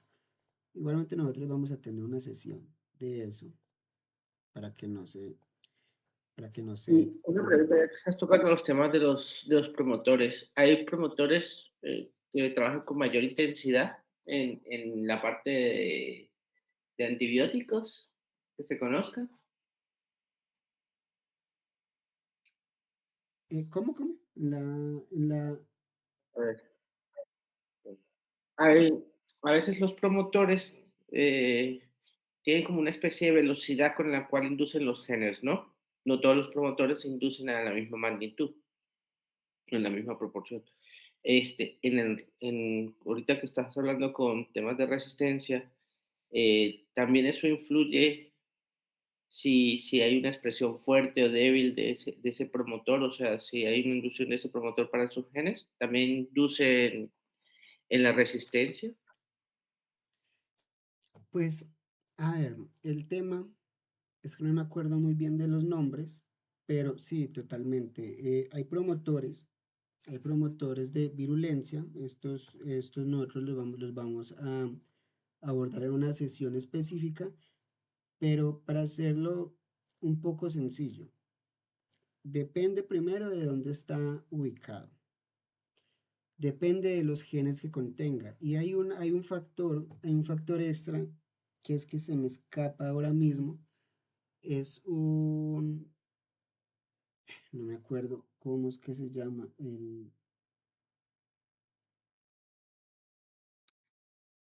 Es, tiene que tener, de ver algo con 2000 algo, pero no me acuerdo en este momento de cómo es que se llama. Que también interviene mucho en este tema de la expresión a los antibióticos. Pero pues en resumen, en resumidas cuentas, es como, pues sí, básicamente hay promotores que, que son mucho más rápidos en su expresión, como también hay otros que no, que no son como tan rápidos. Y también depende mucho de su expresión como al final. Eh, para ilustrarlo, por ejemplo, yo sí recuerdo muy bien del sistema, no sé si conozcas el sistema TETR y T, TETA, si no estoy mal, ese confiere a la resistencia a las tetraciclinas y, y justamente si no estoy mal, este promotor, bueno, este gen trabaja con un promotor que no se une a los demás, pero no. No recuerdo muy bien cómo es el asunto. Me tocaría ya mirar bien a fondo porque realmente este tema del resistoma no he estado trabajando muy seguidamente con él. Pero en resumidas cuentas, lo que tú preguntas, sí, sí existen promotores que puedan expresar más rápido o más lento dependiendo como de qué tengan en su conformación, más que todo en su, no en su, no, no ellos per se, sino más en su conformación, porque los genes de resistencia siempre van a estar juntos con un promotor, ellos nunca van a estar seccionados, ¿cierto? Es como esa parte, pero más a fondo me tocaría como más entrar a revisar porque realmente no me acuerdo muy bien cómo es ni siquiera el sistema de traducción, pero de transcripción. Ahí perdonará lo sosa de la respuesta, pero bueno, sí. Este, eh, no te pregunto si te sirvió la respuesta porque ajá, estuvo muy sosa, pero en resumidas cuentas sí es importante y además sí tiene diferentes velocidades dependiendo de cuál sea. Y bueno, entonces nosotros tenemos para este tema de la respuesta a la funcionalidad. Nosotros teníamos este software que se llama Human, Human N3. Básicamente, este software combina como tres pasos que son sucesivos a la vez. Y el primero es que primero invoca a Metaplan internamente para identificar qué organismos como que están presentes en la muestra. Y con esa información construye una base de datos de referencia, eh, una base de datos de referencia personalizada que incluye solo los genomas de los organismos detectados. Y esto pues ayuda al sistema, por eso es que este sistema consume tan poquita RAM, porque hacer esto, este tema de solamente los genomas de los organismos detectados, es solamente con eso acelera todo lo del segundo paso. Entonces las lecturas que no mapearon a esos genomas ya se mapean con UniRef 90, que yo les decía que un UniRef 90, que es básicamente una base de datos de secuencias proteicas no redundantes. Y, y pues este mapeo luego es traducido con las lecturas de ADN que se traducen a los 6 marcos de lectura. Nosotros sabemos que hay 6 marcos de lectura posibles en el ADN, entonces se mapean a esos 6 marcos de lectura y se comparan con las proteínas usando un software que nosotros vamos a ver más adelante, no me acuerdo en qué sesión, si es en la 13 o la 14, que es Diamond. Y bueno, realmente sobre esto no hay como mucho más que hablar. Bueno, y el último paso, este, UniRep 90, que es la base de datos de proteína, crea módulos ya funcionales con estas bases de datos, que estas bases de datos, como bien sabrán, son bases de datos de, ¿cómo se les dice? Rutas metabólicas. Y bueno, las salidas de Human 3 genera 3 tablas. Estas 3 tablas, entonces, primero son complementarias. No es como que uno pueda discriminar una de otra. Primero las Gene Families, que esta contiene la abundancia de cada familia de genes. Nuevamente de UniRef por muestra. Mm, Se me escapa algo de esto, no me acuerdo.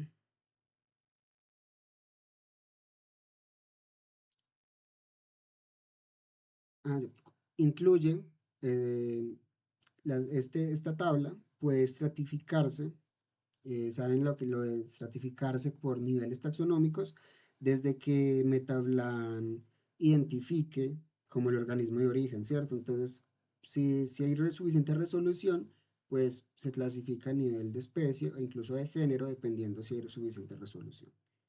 Normalmente en Read-Based no hay suficiente resolución para llegar a esto, entonces pues género es como, perdón, especie es como lo más normal. La segunda salida es esta de, se me olvidó esta que se tiene. Esta reporta la abundancia de cada ruta metabólica y lo hace junto con Metaseq. Esto para algunos es familiar, para otros no. Solamente tener en cuenta que son bases de datos de rutas metabólicas. Mm,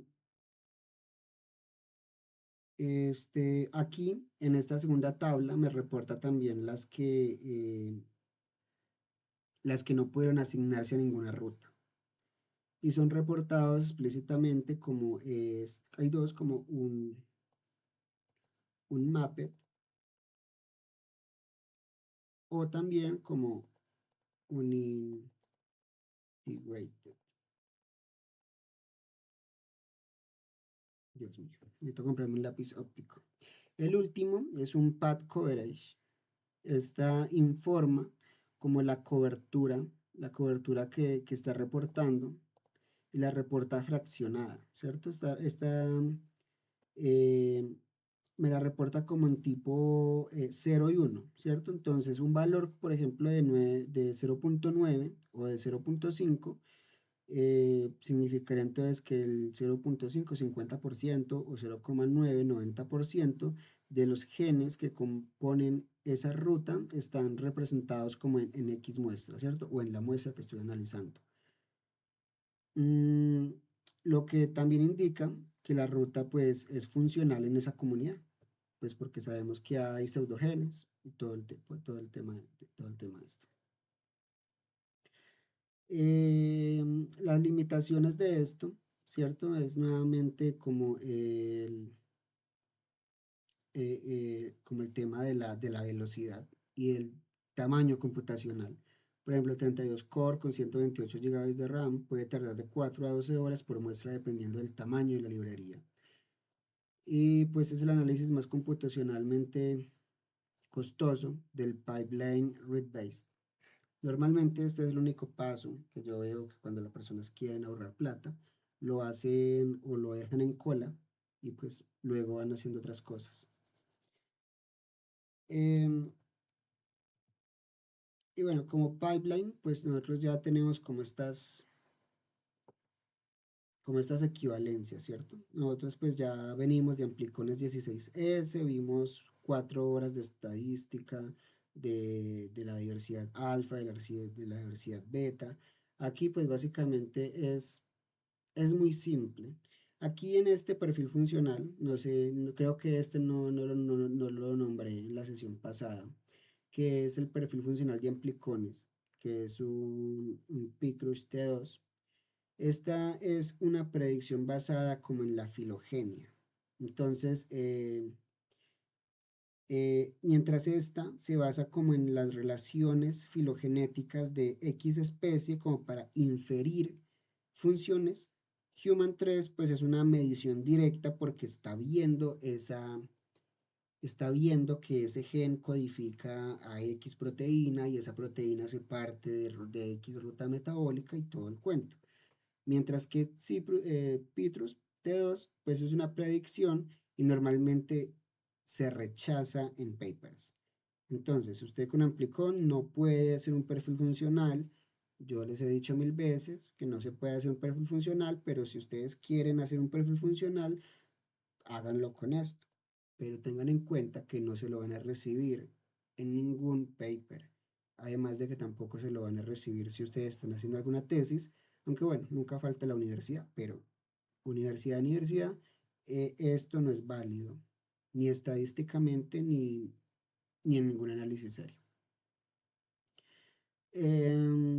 Pues, ¿qué más hablar de esto? Realmente, pues ya casi que estamos llegando al final, porque no, como ustedes verán, Es como que un repaso del repaso.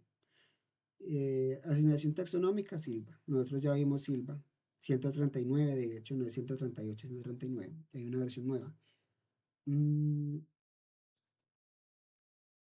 no, pues, de hecho, no, no hay como mucho más de hablar de esto, más de lo que ya se dijo en la sesión pasada. Entonces nosotros una vez como que obtenemos esa matriz como de X muestras que nosotros estamos buscando, entonces los análisis estadísticos pues son idénticos a los de amplicones. Nuevamente diversidad alfa, pues donde se calculan los índices de Shannon y de Simpson, pues se pueden hacer y aquí son más directamente porque dependiendo del análisis, si es con Metaplan o con Motus 3, tenemos proporcionalidad 1 a 1. Tengo este gen detectado, tengo esta cantidad reportada. Y es mucho más sencillo, porque si recordarán, la estadística de los amplicones era un poco compleja. Aquí no, aquí pues es básicamente una proporcionalidad 1 a 1 dependiendo del método.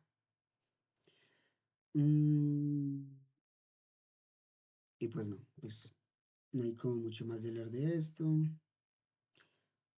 Bueno, hablemos como un poquito de las limitaciones estructurales del análisis basado en lecturas. Em, el primero es que no se pueden recuperar genomas completos. El análisis basado en lecturas sacrifica completamente la posibilidad de recuperar genomas. Si se quiere conocer el contexto genómico de un gen de resistencia, por ejemplo, en qué genoma está o qué genes flanquean, eh, o si están en un plásmido, pues el análisis red-based no lo puede responder. Eso ya requeriría un ensamblaje y un binning, que es lo que vamos a ver en la sesión 13 y 14. Sí, 13 y 14 o 15 y 16, no recuerdo muy bien. Y bueno, la transferencia horizontal de genes es que si un gen funcional fue transferido horizontalmente, eh, o que está en múltiples linajes, pues Human 3 o Human N3 lo detectará, sí, pero la estratificación por taxón pues será muy ambigua porque estamos viendo pues un gen de resistencia que normalmente se transfiere entre especies. En ese taxón va a ser totalmente difícil saber dónde realmente está, porque recuerden que Metaplan trabaja solamente con genes de copia única y no con genes de transferencia horizontal. Entonces será difícil de saber dónde realmente está. Resolución de cepa, la resolución taxonómica de Metaplan, llegando a niveles ya de cepa, es limitada, porque nosotros hemos visto en las sesiones pasadas que distinguir, por ejemplo, en ¿qué ejemplo les daba yo? El Bacteroidetes. Sí, el Bacteroidetes, en Bacteroidetes hay especies que son extremadamente similares entre sí, entonces distinguir entre dos cepas de la misma especie con diferente virulencia, pues ya requeriría análisis más extensos como el ensamblaje o el assembly based, que no es lo que estamos viendo aquí. Y bueno, la distinción de lectura activa versus potencial genético. Nosotros en el análisis de shotgun, pues de DNA, esto pues estima el potencial génico de la comunidad, ¿cierto? Como los genes que están presentes en los genomas de los organismos, pero no dice nada sobre qué genes se están transcribiendo activamente, porque para eso tenemos la metatranscriptómica. También debemos tener en cuenta cuándo tomarla y en qué oportunidad tomarla. Y eso también lo vamos a ver más adelante. Esto es solamente como si ya la finalización de este módulo y como pues si bien vemos la finalización, un repaso de lo que ya hemos visto con pocas miniedades extras. Y de esto pues poco más que hablar. Entonces, en síntesis, y nosotros cuándo sabemos, o sea, cuándo usar qué. Entonces, pues aquí está como el resumen de quién está en la microbiota, en el microbioma humano. Amplicones 16S, es rápido, barato. También puede ser con Metaflan, que tenemos más resolución. Y pues no sé, vamos a ir pasando rápido porque esto es básicamente repaso del repaso, como ya finalizando este módulo, y por eso es que no hay casi tanto de qué hablar, porque ya todo lo que había para hablar lo hemos hablado. Em, pues, a ver, el análisis de Root Based, si bien es como bueno, es siempre el punto de partida porque es más rápido y digamos que sus resultados pueden guiar como las decisiones del ensamblaje. Y pues si Metaflan, por ejemplo, aquí detecta un organismo inusual y esto ya es una alarma de un nuevo organismo detectable, si Metaflan lo detecta con alta abundancia, eso es una justificación más que necesaria para invertir el tiempo computacional en hacer un ensamblaje y pues recuperar ese genoma completo que me está dando esa señal de alta abundancia. De resto, pues es casi que lo mismo. Y bueno, este tema de preparación de la biblioteca Shotgun es básicamente lo mismo que hemos visto con un par de pasos extra, ¿no? Porque nosotros antes de que ¿cómo explicarlo? Espera, de que cualquier lectura llegue ya sea a Kraken 2 o a Metablan, existe como ese proceso experimental que determina la cantidad, la distribución y la representatividad de los datos que vamos a analizar. ¿Como cuáles? Nosotros ya vimos un proceso completo, una sesión completa de qué análisis de calidad le tengo que hacer al genoma extraído. Las las razones del,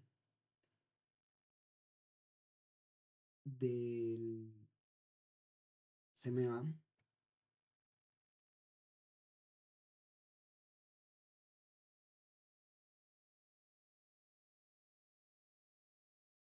no me acuerdo cómo se llama ese análisis, pero en fin, nosotros hemos visto las cantidades apropiadas, entonces pues realmente de esto, pues hay muy poco más que decir, que aparte que fragmentar el ADN genómico, ligar los adaptadores de secuenciación y hacerlo de una forma pues uniforme para todos los organismos de la comunidad.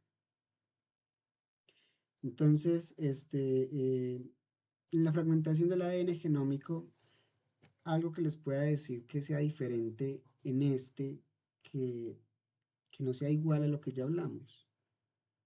Mm, ¿no? Realmente es como casi que lo mismo, solamente que aquí entra en juego lo que es la transposasa, si no estoy mal que se llama, pero el protocolo es básicamente idéntico, solamente que la transposasa se ingresa como con perlas magnéticas y, y pare de contar que esto realmente es para evitar el sesgo de guanina-citosina, porque nosotros en las temperaturas en las que funciona la transposasa, normalmente normalmente el ADN, digamos que tenemos un fragmento de ADN, se forman este tipo de cuellitos y se forman regiones ricas en adenina timina. Entonces, al formarse estas horquillas en regiones ricas en adenina timina, en temperaturas bajas en las que funciona la transposasa, hay un protocolo estándar que es básicamente introducirlas en cuencas magnéticas. Antes se usaba una diferente, que era dejarlas libres, pero ya no se utiliza, pues justamente por este sesgo de adenina timina. Más que eso, pues es exactamente lo mismo de lo que hemos hablado una y otra vez durante este módulo. Mm, aparte de que tenemos una alternativa long read de Nanopore PCR Free, nosotros sabemos entonces que, eh, que Nanopore no utiliza este PCR. Los reads de Illumina normalmente sabemos que son de 150 pares de bases o 250 pares de bases dependiendo de la química que nosotros estemos utilizando. Y esa longitud es suficiente para el perfilado taxonómico que requiere, por ejemplo, Metaflan o Kraken 2. Y pues ambas herramientas de hecho están optimizadas para fragmentos más pequeños. Si no estoy mal, a, de 70 a 150. Entonces, las lecturas de Illumina son más que generosas con Kraken 2 y con Metaflan. Eh, pero esto pues tiene limitaciones exageradas para cuando queremos hacer un ensamblaje, porque los contings que resultan de esto pues son cortos y hay solapamientos muy pequeños, lo que hace el procedimiento computacionalmente más intensivo. Entonces, por eso tenemos unas herramientas como la lectura larga de Nanopore, que ya hemos hablado de ellas, que tiene fragmentos muchísimo más largos, que normalmente están entre 5.000 a 50.000 lecturas en promedio, y pues esto casi que permite ensamblar los contings que completos, incluso desde metagenomas completos. Ahí el grafo de Buigin ya tiene mayor información para formar sus metagenomas completos y de ensamblaje. Entonces, realmente, eh, ¿cuándo elegir Nanopore sobre Illumina para metagenómica? Yo realmente diría, a riesgo de equivocarme, que el costo tan elevado lo justifica solamente dos cosas. Lo justifica la clínica cuando el resultado tiene que ser ya, y lo justifica el ensamblaje de genomas. En mi concepto, Nanopore no se necesita para las lecturas clásicas que nosotros hacemos, ¿cierto? Y igualmente, si ustedes tienen la plata, bienvenido sea comprar un Nanopore y hacerlo porque realmente simplifica muchísimo más las cosas. Entonces, pues, si ustedes solamente quieren un perfilado taxonómico y funcional, pues Nanopore no es una razón, o sea, esto no es una razón para usar Nanopore. Aunque igualmente simplifica mucho las cosas. Y bueno, de esto, pues no sé si hay algún tipo de pregunta. Todo esto ha sido como repasos de lo que nosotros anteriormente hayamos visto, ¿cierto? Ya casi finalizando, ya finalizando de hecho, el tema de la profundidad de secuenciación. Yo de hecho algunas veces les he dicho a ustedes algunos rangos de secuenciación. Y pues realmente esto es uno como de los errores como más comunes en estudios de metagenómicos, y es como que planificar la profundidad de secuenciación como basándose en las lecturas totales que nosotros queremos e ignorando como la fracción del hospedero. Ya es cuando vamos a trabajar, por ejemplo, con hospedero. Y es que la profundidad eficaz sería entonces la profundidad que efectivamente provienen de microorganismos y pueden ser radicalmente pues, diferentes a la profundidad total secuencial. Entonces nosotros hemos hablado de esto, y por eso yo les digo a ustedes que si ustedes no hacen depresión del hospedero antes, por ejemplo en humanos tenemos un protocolo, o bueno, más que todo en humanos, no, en células eucariotas tenemos un protocolo y eso elimina gran parte y nos ayuda después al análisis. Esto pues ya lo hemos hablado, pero para recordarlo, ¿cierto? Pero como regla general, eh, el perfilado taxonómico, si ustedes lo quieren hacer read-based, requiere entre 20, no, perdón, entre 5 a 20 millones de lecturas microbianas para una comunidad robusta. Y ya la recuperación de Max, pues esa sí es muy requerida ya de más de 50 o 100 millones. Pero esto ya lo vamos a ver más adelante, esto ya como que se escapa un poco de lo que estamos viendo ahora. Entonces, pues realmente como vieron, con la conclusión de este módulo, pues realmente todo esto que estamos viendo son o repasos o pequeñas miniedades que se quedaron fuera, pero de hecho ya todo sigue siendo como muy similar a lo que ya vimos en la sesión pasada. Y me gustaría saber si han quedado con dudas sobre estas sesiones, porque pues el módulo pues justamente finaliza aquí y por eso de hecho es tan, como tan breve en la mayoría de cosas que vimos. Y pues me gustaría saber si tienen algún tipo de pregunta para concluir la sesión.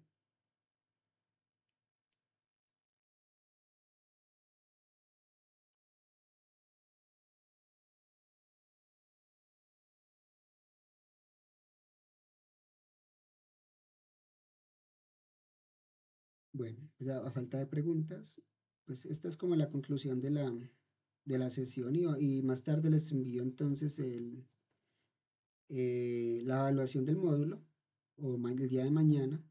No la tengo todavía terminada aún, pero pues no pasaría eh, más del martes. Y pues bueno, muchachos, nos veríamos entonces para el próximo sábado, para el inicio del módulo 4. Y pues esta sesión, como vieron, es como el repaso del repaso. Realmente no había mucho que agregar a la discusión, más de lo que ya hemos podido ver. Y bueno, feliz sábado, señores. Nos veríamos después. Feliz sábado. Feliz sábado a todos.